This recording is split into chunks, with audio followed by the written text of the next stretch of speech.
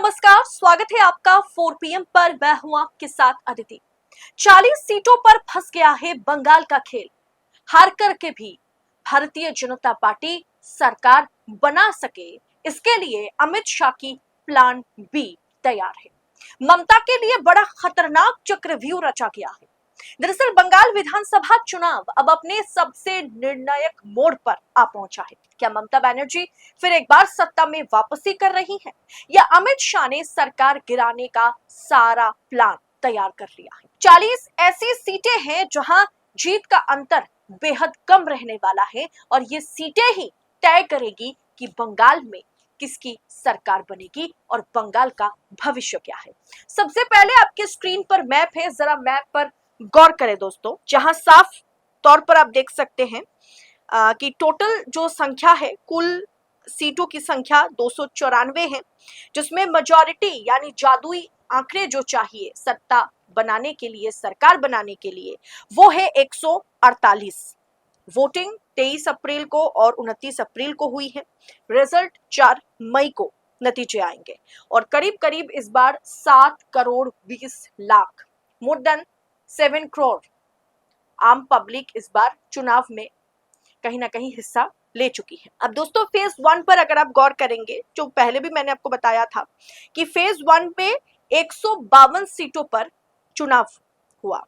152 सीटों पर चुनाव हुआ पहले चरण के मतदान में, जहां पर भारतीय जनता पार्टी 2021 में 59 सीटें जीती थी। वहीं टीएमसी 92 सीटें जीतती हुई नजर आई थी और अन्य के खाते में यहां पर 1 सीटें गई थी। वहीं अगर फेज 2 की बात की जाए, जिसका 29 अप्रैल को चुनाव होने हैं, मतदान होगा कल। फेज 2 में 2021 की बात की जाए तो तृणमूल कांग्रेस जो है वो 123 सीटें जीती थी, भारतीय जनता पार्टी 18 और अन्य के खाते में 1 सीट गई थी। यानी पहले चरण के मतदान में, जो कि नॉर्थ बंगाल है, ऊपर आप ऊपरी इलाके को देखिए, नॉर्थ बंगाल की बात की जाए तो यहां से सटा हुआ जो पहला फेज है, वहां भारतीय जनता पार्टी का प्रदर्शन पिछले बार सबसे अच्छा रहा। 77 में से 59 सीटें भारतीय जनता पार्टी यहीं पर जीती थी। और टीएमसी का कोलकाता, हावड़ा, हुगली, जो पूरा का पूरा जो साउथ कोलकाता है या साउथ वेस्ट बंगाल है, उस जगह पर टीएमसी का बहुत अच्छा प्रदर्शन रहा। लेकिन दोस्तों इस बार माना जा रहा है कि पहले चरण में, यानी पहले 152 सीटों में से भारतीय जनता पार्टी का प्रदर्शन अच्छा रहा, जहां वो 20 सीटें लगभग और ज्यादा जीत सकती है। यानी पिछले बार 59 जीती थी, इस बार यहां पर +20 हो सकता है। वहीं अगर हम साउथ वेस्ट बंगाल की बात की जाए, जो कि काफी पॉपुलर इलाका है, पॉश इलाका है और काफी एजुकेटेड लोग रहते हैं, एकदम कोलकाता से सटा हुआ, हुगली और जो माँ गंगा रिवर है, नदी है, उनसे बिल्कुल सटा हुआ जो जिला है, वहां टीएमसी की पकड़ सबसे अच्छी रही। लेकिन इस बार माना जा रहा है कि यहाँ बेरोजगारी इतनी ज्यादा है, एजुकेटेड युवा इतना ज्यादा है कि यहाँ पर लोग परिवर्तन चाह रहे हैं। लेकिन वो भाजपा के साथ पब्लिक जाएगी, जनता जाएगी या नहीं जाएगी, ये तो नतीजे आने के दिन पता चलेगा। लेकिन यहाँ पर टीएमसी के खिलाफ एक एंटी इनकम्बेंसी फैक्टर काम कर रहा है। ये जो आप सेकेंड फेज में ग्रीन एरिया देख रहे हैं ना, जहां पर टीएमसी की सबसे अच्छी पकड़ है 142 सीटों में से, वहां पर इस बार चीजें डगमगाता हुआ नजर आ रहा है। दोस्तों आज के समय में सत्ता की आंखों में आंखें डालकर पत्रकारिता करना मुश्किल हो गया है। हमारे 4 PM नेशनल यूट्यूब चैनल और फेसबुक चैनल को, जिसे आपका प्यार और विश्वास हमेशा से मिलता रहा, उसे बंद करके सरकार ने यह साबित कर दिया कि वो आपके सवालों से कितना डरती है। मुश्किल दौर है, लेकिन हम ना रुके थे और ना ही रुकेंगे। हम सच के लिए हमेशा लड़ते रहेंगे। ऐसे में 4 PM उत्तर प्रदेश यानी 4 PM यूपी को ज्यादा से ज्यादा ज्वाइन करें और स्वतंत्र पत्रकारिता को जिंदा रखने के लिए जितना हो सके उतना हमारा आर्थिक सहयोग करें। आपके सहयोग से ये जंग हम जीत कर रहेंगे। लेकिन दोस्तों मैंने कहा ना कि जो खतरनाक चक्रव्यूह ममता के लिए रचा गया है, वो दरअसल क्या है। मैं ये नहीं कह रही हूं कि ममता बनर्जी चौथी बार के लिए मुख्यमंत्री नहीं बन सकती, लेकिन इस बार लड़ाई 50-50 का है। दरअसल विधानसभा चुनाव अब सबसे निर्णायक मोड़ पर है। दरअसल हुआ क्या, 40 ऐसी सीटें हैं, करीब 25 सीटें पहले चरण की बात की जाए तो पहले 152 सीटों की बात की जाए, उनमें से है 25 सीटें, और 15 सीटें जो है वो दूसरे चरण से 142 जो कोलकाता, हुगली, हावड़ा का इलाका है वहां से है, जो इस बार जहां मुकाबला एकदम कड़ा मुकाबला है, 50-50 स्थिति बनी हुई है। 40 ऐसी सीटें हैं जहां जीत का अंतर बेहद कम रहने वाला है।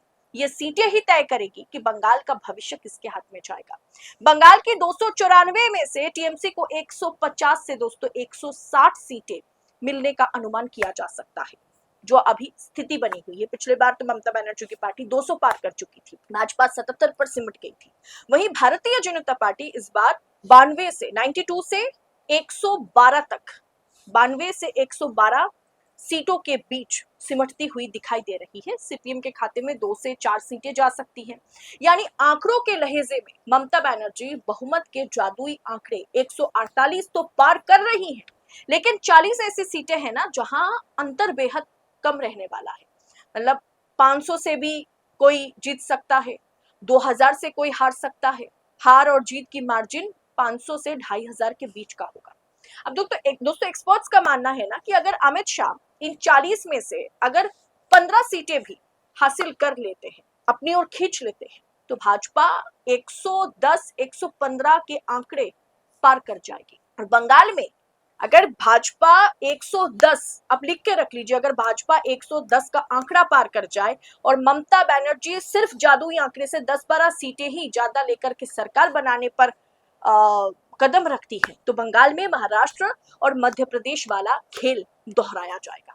और यही भारतीय जनता पार्टी की प्लान बी है। खास करके चाणक्य के लिए कहा जा सकता है कि यह अमित शाह का प्लान बी है। ये मैं नहीं कह रही हूं, ये तमाम एक्सपर्ट्स कह रहे हैं। यानी अगर ममता की सरकार बन भी जाए तो विधायकों की खरीदारी से कुछ समय बाद भाजपा सत्ता पलट कर पाएगी। भले ही ममता बनर्जी 150 जीते कि 160 के आसपास सीटें जीत ले, बीजेपी का ट्रैक रिकॉर्ड रहा है कि वे विधायकों को तोड़कर सरकारें गिरा देती। अब बीजेपी का लक्ष्य 120 के आसपास है, अगर इसमें से वो 110 भी क्रॉस कर लेना, तो फिर आप जानते हैं कि ईडी, सीबीआई के जरिए क्या खेला होगा, उसके बारे में आप सोचिएगा ही मत। मतलब उसके बारे में उसके बाद क्या होगा ये हर कोई जानता है। तो ममता बनर्जी के पास सिर्फ एक ही ऑप्शन है कि वो क्लीन स्वीप करे। उनकी पार्टी अगर क्लीन स्वीप करती है पिछली बार की तरह 170, 180 के पार पहुंच पाती है टीएमसी, तभी ममता बनर्जी की सरकार बनी रहेगी। और इधर अगर भारतीय जनता पार्टी 110 क्रॉस कर जाए, 110, 110 क्रॉस कर जाए, तो भारतीय जनता पार्टी किसी भी समय ममता की सरकार को गिराने की क्षमता रखेगी। अब दोस्तों अब सोचिए ना, 2,500 से अधिक बीएसएफ, सीआरपीएफ, सीआईएसएफ पूरी तरह से सेंट्रल फोर्स के जरिए घेराबंदी कर दी गई। चुन चुन करके 200 के आसपास पुलिस के बड़े बड़े अधिकारी बदले गए। आईपीएस, आईपीएस, आईएएस, जो डीजी हैं, जो जॉइंट ऑफ पुलिस हैं, सबको चेंज कर दिया गया। 70 के आसपास बीडीओ बदले गए। देखिए ममता बनर्जी के लिए मैंने कहा ना कि एक ही ऑप्शन है, उनकी जिस तरीके की घेराबंदी हुई है और यही घेराबंदी ममता के विधायकों पर भाजपा डेरा डाल ले, तो फिर या तो ममता बनर्जी ह्यूज मार्जिन से चुनाव जीते तो वो सरकार बचा पाएगी, अगले 5 साल के लिए उनकी सरकार सिक्योर हो जाएगी। लेकिन अगर ये 60-40 का रेशियो चले ना, तो 1 से 1.5 साल के भीतर भाजपा मध्य प्रदेश और महाराष्ट्र जैसा खेल कर जाएगी। फिलहाल दोस्तों ये 40 सीटें ही हैं पश्चिम बंगाल में।